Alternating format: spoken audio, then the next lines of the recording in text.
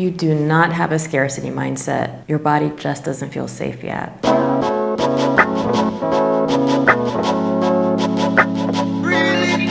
For a long time, I thought my urgency was ambition. I was going. I was working 9-to-5 jobs.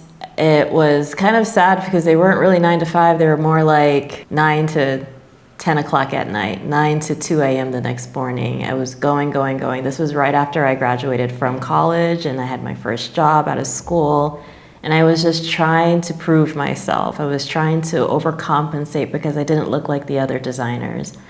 And it was tough. I thought that this was how it was supposed to be. It was anxiety, it was making money, it was having less time, but all of that was towards success. This was what everyone else was doing, so I felt like I had to do the same. I thought this was part of my becoming. But then I learned that scarcity was actually just survival. I learned that through my herbs, through my own self-healing, through my own journey of self-discovery. My nervous system was prepared for the worst. It was waiting for the other shoe to drop, always preparing for not enough. This message is a love letter to my younger self. It was all mindset. It was all belief that I didn't have enough, and I simply was just trying to survive. But before we begin, welcome to those that are new here, and for those that are back, welcome back. My name is Alicia Fairclough. I am the founder of Tree Local Herbs, which is a studio here in Sao Paulo, Brazil.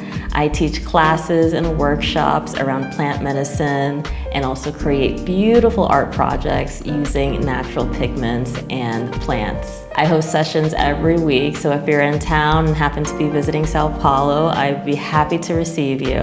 Link in my bio to schedule a session. So I seriously thought something was wrong with me. When I first started working corporate, I was in the office for hours and hours and hours. I didn't understand if this is what everyone else did. It seemed like this is what everyone else did. I didn't even know anything about boundaries. I didn't have the language for it. I just stayed because everyone else was staying. And as a lot of you probably experienced, those that work white-collar jobs or have been working in corporate for years and years, if you think back to your very beginnings, you're just trying to prove yourself. You're trying to be a team player. You want to be down with the rest of the team, with the senior designers, with the creative directors.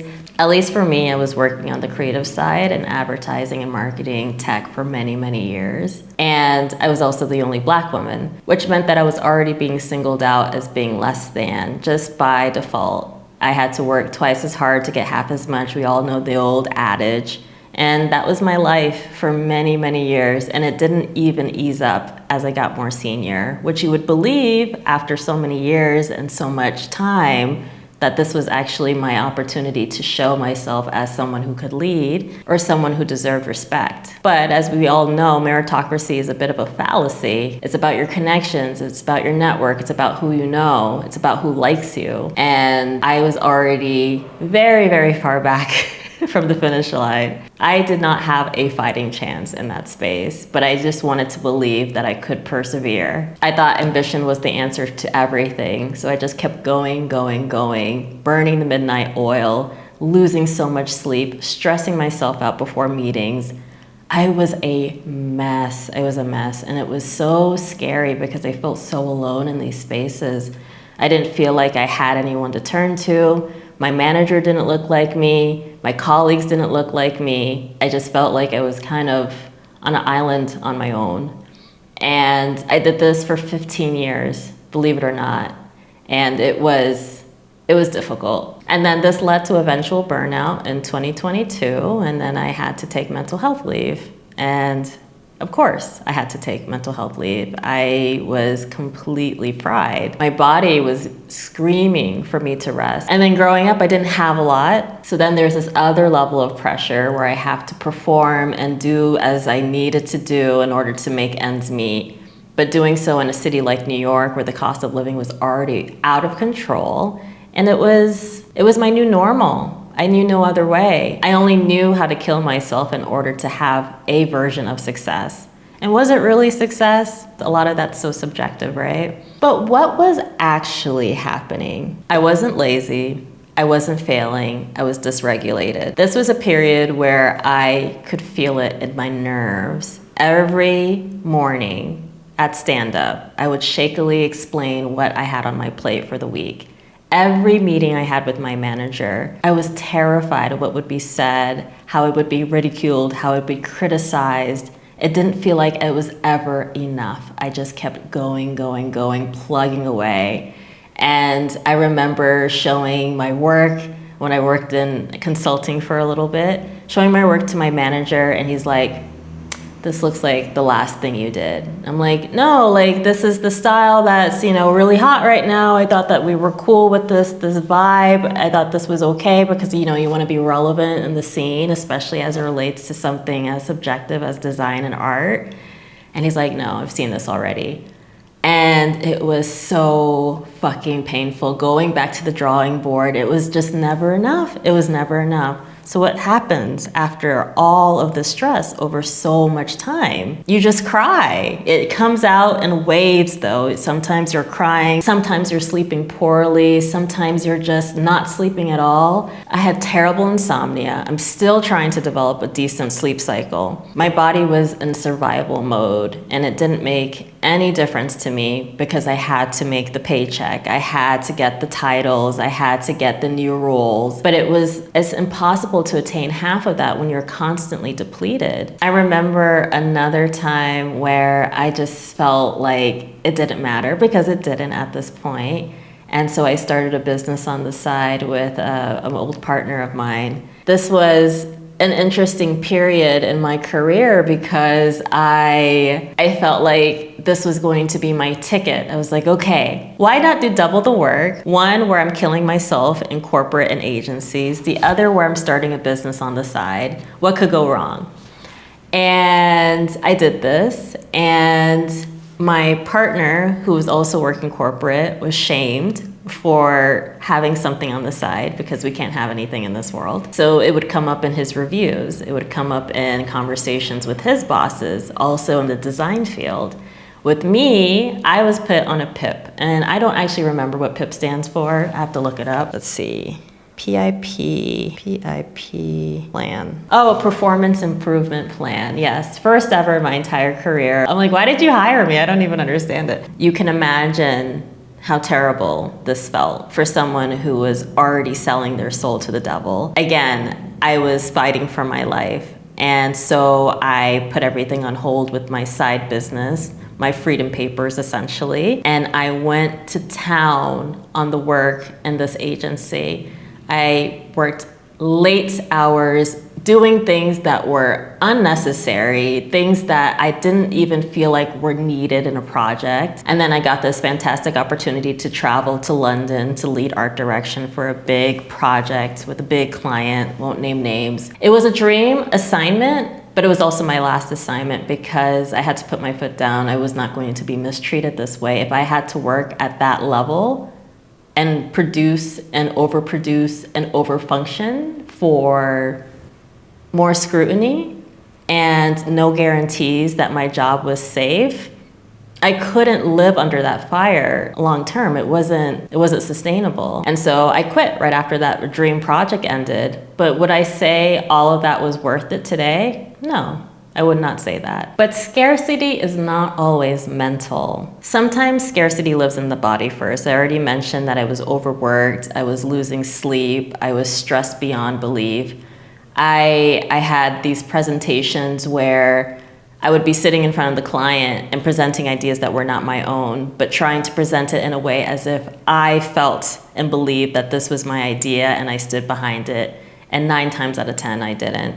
This was me selling myself to people and selling an idea to people that I didn't truly stand behind. I was essentially a shell of my former self.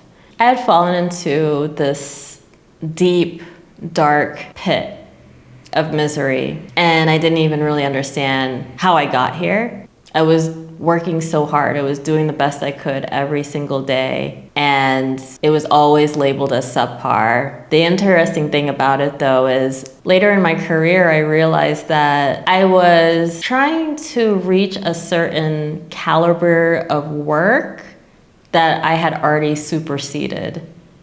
And what that means is the pain was happening within the agencies. The pain was happening within the doors of the spaces that I was supposed to feel safe and the places that hired me. I was supposed to be part of the larger team, right? But everywhere I turn, and this is something I learned later in my career, this is the last job I had in corporate, the second to last job. I was in a few different projects for a large client. I was producing an option of various options. Every designer would show an option to the client for them to decide upon.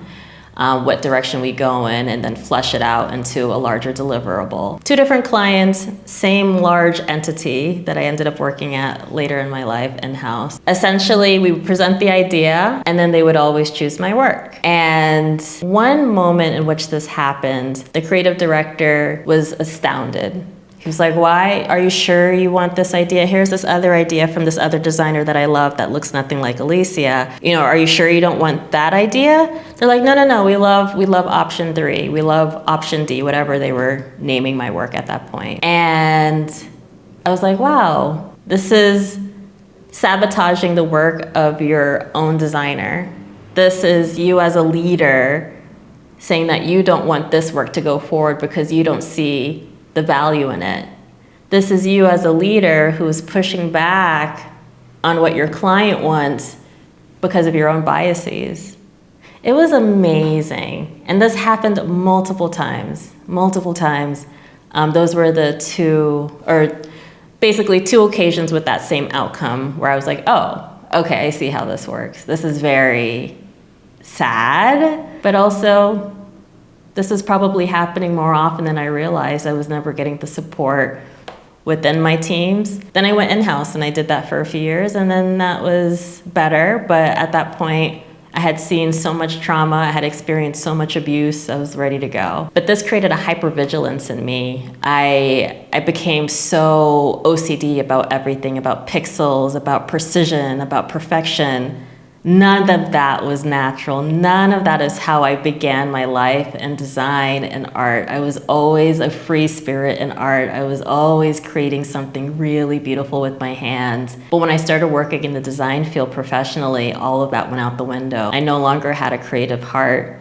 I never had opportunity to really show myself and show my light in the work I was doing. It was such a stifling space to exist in. But this is what herbs taught me. I am now an herbalist, as you guys know, and I teach people about the power of plant medicine, working with nature for self-healing, and it is the most satisfying stage, chapter, whatever you want to call it, of my entire life. I am so grateful. Actually, scratch that. I would say before I entered design, that was a dream, because that was just art making for 10 years between high school to grad school. And then you have this middle portion of death and depression, being dramatic. And then you have where I am today. I'm just like, it's just beautiful, full circle, right? But I would say in every aspect, plants, nature saved me. I remember when I first left college, I was a vegan, I was a vegetarian, and now here I am, reunited with self, reunited with nature, working with plants, teaching people about all the remedies that can be created and shared within their own communities for healing through plant medicine. It's a dream. There are certain things that I wish I knew then that I know now, right? Like Tulsi. Tulsi is such a fantastic adaptogen. I have been singing the praises of Tulsi for the last few weeks now, especially in how I work with it. I've been combining it with sea moss to create a gel that I take every morning. I have been creating tonics every single night with Tulsi. It's essentially an equalizer. You're just balancing the entire body. If you're feeling too stressed, you drink Tulsi and it brings your stress levels down. If you're feeling low energy, it brings your energy levels up. That's how adaptogens work. And then there's oat straw, which is depletion and rebuilding. Also a really nice infusion. I drink this every morning. It is so nutritive dense. It's super high in minerals. It's like nature's multivitamin, similar to nettle, which I'll talk about shortly. Its highlight is supporting the nervous system, something I needed back then, but I'm definitely taking advantage of now. And you're strengthening your bones and your tissues, which is perfect for my age.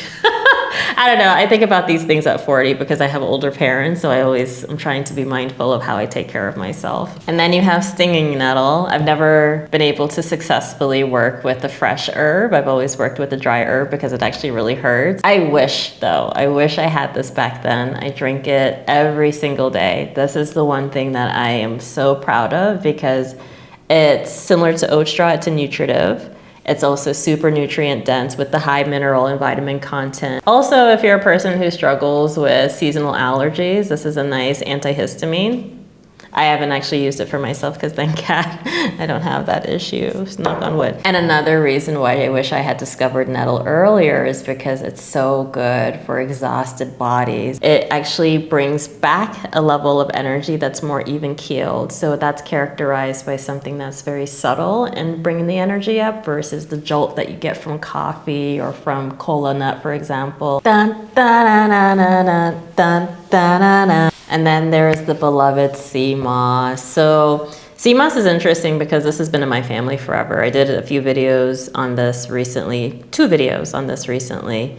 And I'm glad that I rediscovered it. I'm glad that it's coming back into my life. So for those of you that don't know, sea moss is a seaweed. And you basically prepare it like a gel for regular intake in your smoothies or your hot cocos, your cocoa teas, like how I like to prepare it. And it's kind of like, how would I describe it? I would describe it kind of like a thickener. Like that's kind of the consistency that you'll get with it when you work with it a lot. But it's, again, we're trying to replete the body when it's feeling very tired, but it's also very good for the areas in which I was struggling in. I didn't know this. So this brings us to the end of my story and how I found redemption and what I would tell my younger self. But what would I tell my younger self? I would say that you don't need to earn rest. That's not how this works. It's a fallacy. It's a false belief that you have to kill yourself to find success, that you have to choose work over rest, that you have to choose work over your peace. And you don't have to prove your worth through exhaustion. I probably would have had a hard time hearing something like that because it probably would have still required a bit of an ego death for me, which I did have to go through that process to understand that life is so much bigger than the world tells us sometimes. You really have to look for those answers. You really have to dig deep to understand where your worth is, where your worth resides. And that's a hard conversation to have. It's a hard conversation because it requires you to redefine everything that has been taught to you, everything that you've been conditioned to believe. There are a lot of people that are stuck in that cycle, and I understand because I've been there, but I understand that there are healthier paths to a better quality of life, and it doesn't require you to sell your soul or work until you can work no more. You can actually have your own pacing, your own rhythm. You don't have to follow the status quo. And who decided what the status quo is? Did we ever stop to really think about that?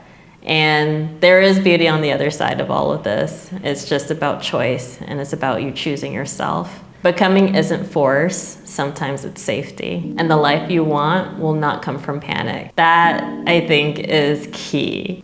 So with that, I end it here. Thank you so much for joining me. I drop a video once a week. We're working on that. And with that, I leave you to it. I wanted to quickly share those thoughts. It was something that was weighing on my mind. Thank you, James, for the idea, because I actually had to go down memory lane and face some sad memories, reface some sad memories. But I think this was a nice therapeutic way to share my thoughts, hopefully inspiration for you guys back home on how you can live a healthier life, listen to your body, listen to your heart. You know, if something doesn't feel right or if your body's trying to talk to you, listen. Maybe there's some answers that you didn't consider that could actually pave the way for a better quality of life. Until then, I will talk to you guys soon. Until next time, ate mais.